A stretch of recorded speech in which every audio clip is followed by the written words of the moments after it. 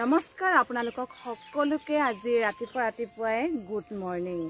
আজি ৰাতিপুৱা আপোনালোকৰ বাবে এটি ভিডিঅ' বনাবলৈ আৰম্ভ কৰিছোঁ। বন্ধুসকল, আপোনালোকে কেইদিনমান আগতে দেখিছে ভূতৰ তাণ্ডৱ। সেই ভূতৰ তাণ্ডৱটো হৈছে সেইখন গাঁও, দেখিছেনে? আমাৰ গাঁৱৰ নিচেই কাষৰ গাঁওখনত। আৰু আমাৰ গাঁৱতো যোৱাকালি বহুত ডাঙৰ তাণ্ডৱ এটা হৈছিলে, মানে গাঁওখনত সকলোৰে ঘৰখনত মানে তাণ্ডৱ চলিছিলে। আমাৰ ঘৰতো সেই তাণ্ডৱ চলিছিলে। আপোনালোকক আমাৰ ঘৰৰ পৰা আৰম্ভ কৰোঁ, কি তাণ্ডৱ চলিছিল ন আপোনালোকে চাব ভিডিঅ'টো শেষলৈকে, তেতিয়া নিশ্চয় গম পাব। এতিয়া বলকচোন, কিনো তাণ্ডৱ চলিছিলে আমাৰ গাঁওখনত, সেই দৃশ্য আপোনালোকক দেখুৱাবলৈ গৈ আছোঁ। আমাৰ ছাগলী পোৱালিখিনি বাটতে আছে, গাড়ী মতে আহিলে চেপি দিব।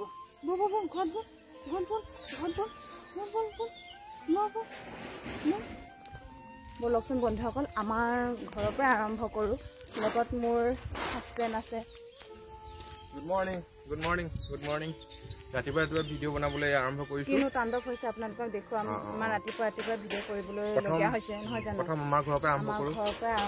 তাণ্ডৱ চলিছিল, কিনো ধ্বংসলীলা চলিছিল, আপোনালোকক দেখুৱাম সকলোকে। বলক এতিয়া চাই থাকিব।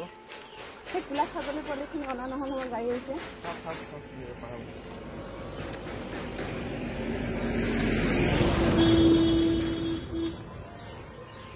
মানুহৰ টোপনি নাই, ইমান ডাঙৰ তাণ্ডৱ। বলকচোন দেখুৱাওঁগৈ কিহৰ তাণ্ডৱ চলিছে। কেমেৰাটো ধৰক। আচৰিত ধৰণৰ তাণ্ডৱ লীলা চলিছিল, আপোনালোকে দেখিলে আপোনালোকেও আচৰিত হ'ব। ইয়াৰ পৰাই দেখুৱাম। বোলা আজি প্ৰথম আমাৰ ঘৰৰ পৰা দেখুৱাওঁ। তুমি ধৰা মোবাইলটো, কেমেৰাটো ধৰা। তুমি অকণমান ধুনীয়াকৈ ধৰিব জানা। আহা, তুমি অলপ ভালকৈ ধৰিব জানা, তুমি ধৰা। এতিয়া দেখুৱা কি আমাৰ এখেত একো এক্সপাৰ্ট নহয়, ঠিকে আছে। কি ধ্বংসলীলা চলিছে ইয়াত দেখিছে আপোনালোকে, নিশ্চয় গম পাইছে। যোৱাকালি ইমান ডাঙৰ ধুমুহা আহিছিল, মানে বতাহ ধুমুহা বৰষুণ একেবাৰে গোটেই তাহে কৰি পেলাই। মোৰ ভঁৰাল ঘৰখন দেখিছে, আমাৰ গাঁৱৰ মানে সকলোৰে ভঁৰাল ঘৰ থাকে ধান সাঁচি ৰাখিবলৈ, আৰু সেই ভঁৰাল ঘৰ আৰু আমাৰ গোসাঁই ঘৰ গোটেইখিনি গছ পৰি। এয়া দেখিছে, এইটো হৈছে আমাৰ ভঁৰাল ঘৰ। গাঁৱলীয়া মানুহ জানে ধান চান ৰখা হয় ভঁৰালত। এয়া ভঁৰাল ঘৰ। এই ভঁৰাল ঘৰৰ ওপৰত এইজোপা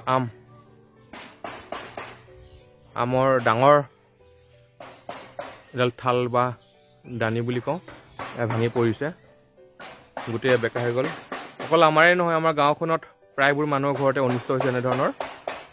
আপোনালোকেও দেখুৱাম, সকলো চাই থাকিব। এয়া দেখিছেনে?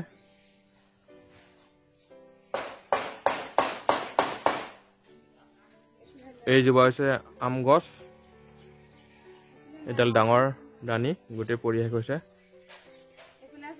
এয়া কি তোমাৰ জলকীয়া ধ্বংস কৰি দিলে ন? এই জলকীয়া গছ গোটেই ভাঙিলে। প্ৰকৃতিৰ তাণ্ডৱ বুলি ক'ব পাৰি। দিনটো হৈছে গৰমৰ তাণ্ডৱ, আৰু যোৱাকালি ৰাতি হৈছে এয়া গৰম দিনক দিনে যেনেকুৱা ধৰণৰ বাঢ়ি আহিছে, থাকিবলৈতো অসুবিধাই দিনটো। তাৰ লগে লগে হৈছে ৰাতি এয়া বতাহ ধুমুহাৰ তাণ্ডৱ।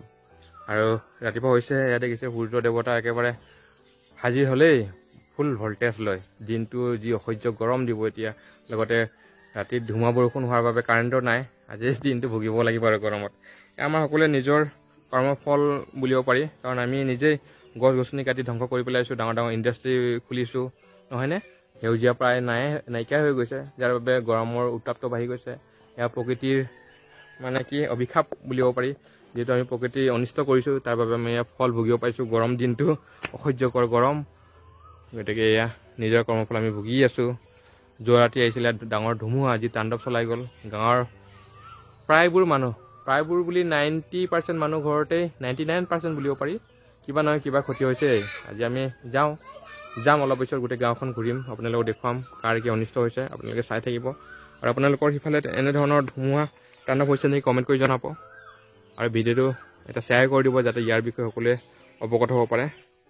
বলক তেন্তে আজি আমাৰ সৈতে আমাৰ গাঁওখনলৈ, ক'ত কি হৈছে আপোনালোকক দেখুৱাম।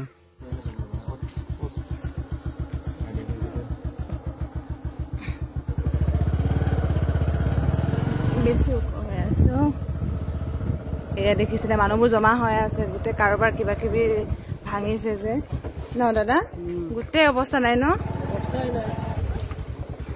এইফালে মানুহ গোট খাই আছে কাৰেণ্ট চাৰেণ্ট একেবাৰে গছ গছনি ভাঙি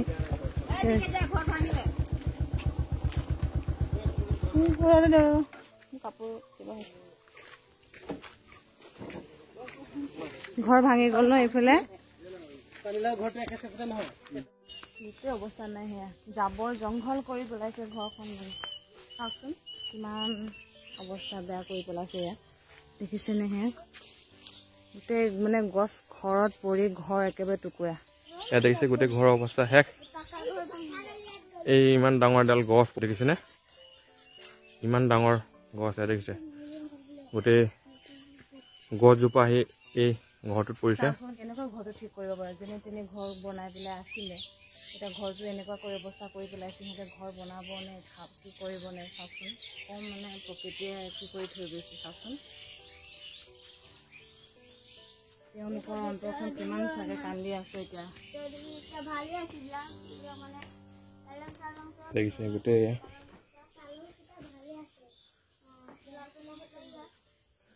গোটেই গছজোপাই হেঁচি ধৰিলে ইয়াতে দেখিছে যেনে তেনে হাজিৰা কৰি ঘৰখন চলাই থাকে এওঁলোকে কিন্তু আজি ধুমুহাই এই ঘৰখন এনেদৰে ভাঙি থৈ গ'ল ঘৰখন কেনেকৈ মেৰামতি কৰিব সেইটোৱে তেওঁলোকৰ এতিয়া চিন্তাৰ বিষয়ে পৰিছে চাওকচোন দেখিছে গোটেই গছজোপা ভাঙি গোটেই ঘৰতে পৰিছে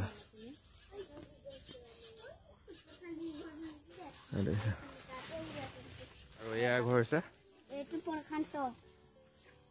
প্ৰশান্তহঁতৰ ঘৰ ন এইটো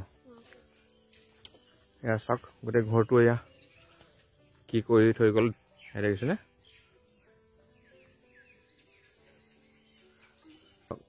গোটেইখিনি একেবাৰে ভাঙি চিঙি তহিলং কৰি থৈ গ'ল হাজিৰা কৰি খোৱা মানুহ দিনটো তেনেদৰে তেওঁলোকে হাজিৰা কৰি চলে কিন্তু আজি ঘৰটো এনেদৰে ভাঙাৰ পিছত তেওঁলোকে কেনেকৈ মেৰামতি কৰিব সেইটোৱে তেওঁলোকৰ বাবে চিন্তাৰ বিষয়ে পৰিছে চাওক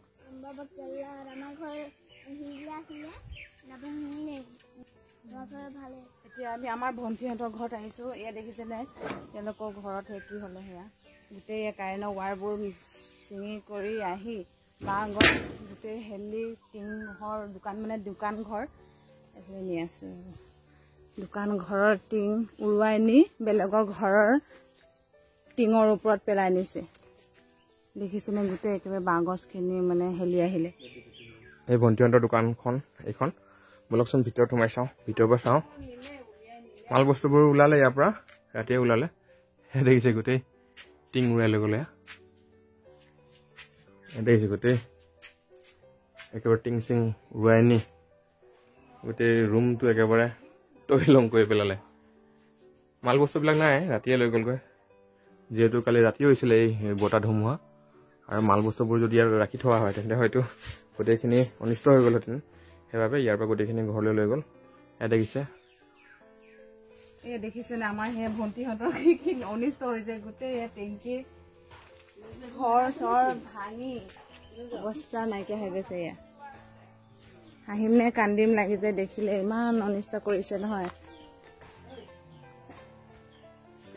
এইফালে চাচোন গোটেই ইমান ধুনীয়া চাং হৈ আছিলে ন পাচলি তলত তামোল পুলি ৰোৱা আছিলে গোটেই চাং ভাঙি গোটেই একেবাৰে ধ্বংস হৈ গ'ল লেট্ৰিনৰ কাৰণে গাঁত খান্দিছিলে গোটেই পুখুৰী পানী ভৰি অৱস্থা নাই ফুল হৈ গ'ল ঘৰ মেৰামতি কৰি আছে সকলোৰে কিবা নহয় কিবা ক্ষতি হৈছে আৰু কিবা নহয় কিবাটো ক্ষতি হৈছে মোৰ লগাই আছে ৰাতি গোটেই ধুমুহাই উৰাই লৈ গৈছিল এয়া দেখিছেনে ঘৰবোৰ কিবা নহয় কিবা ক্ষতি হৈছে আৰু এইটো কি হ'ল আকৌ এইটো